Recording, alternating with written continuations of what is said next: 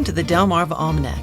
Each week, we connect you to the best of Delmarva. Like other almanacs, our aim is to tell you a little bit about our past, our present, and events in the near future. I'm your host, Dana Kester McCabe. Now that warm weather is here, fishing is the way many people like to spend their spare time. To catch a fish is a thrill that never gets old. To eat your catch is also very satisfying. I recently spoke to Charlie Petrocci, an historian and former game warden, who lectures about our seafood heritage and the best practices for handling fish. I asked him to share some tips with us. If you're going to go out and fish and catch fish to eat, which I do, I love fishing, but I also love to eat fish. And so you want to make sure when you go fishing that you have a container or something to put those fish in, or something to hold those fish. So when I say hold, it could be a stringer in the water.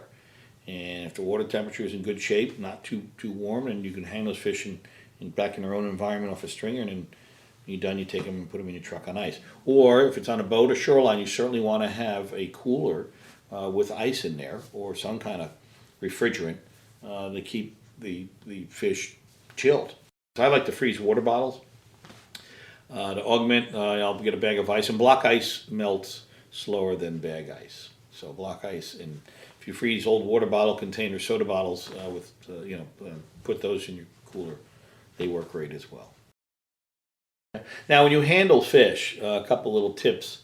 If you have the opportunity to buy a lot of fish at a good price and you want to freeze some, and say you go to your supermarket or fish market, do it, because there's ways of getting a good quality product. Now, I use a vacuum packer only because I like to fish for big fish, tuna, and we have a lot of it, and so you want to pack it properly, or deer meat if I hunt.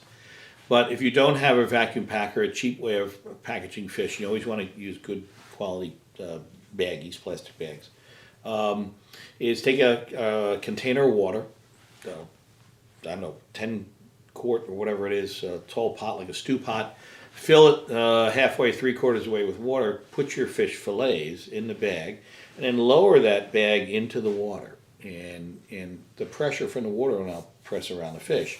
And then you zip it closed above the water line. And that'll force the air out. So it's a poor man's method of vacuum packing. You could do that with anything.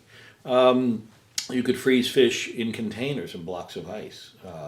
You could add some salt in there. And so put your fillets in a container, pour water in, and you can salt it, kosher salt, and leave enough room for ice expansion. Put that in your freezer. And now, when you defrost it, of course, fish will be in a block of ice. You want to pat them dry, but you have a good quality product.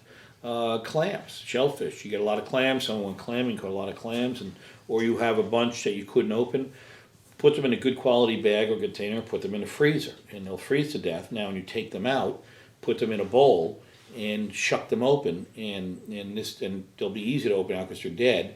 But all that juice is still there. It froze, and so you want to collect that juice for chowders and pasta. White clam sauce, wonderful dish, and so that's a cheap way, or not cheap way, but an easy way of taking care of excess product. Or if you have trouble opening clams, you can put them in overnight. That'll kill them, and the next day then open them. It's a lot easier.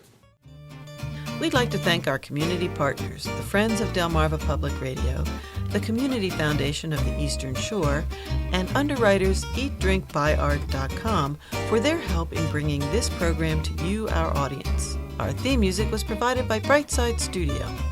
This show has been a Moonshell production. Thanks for listening.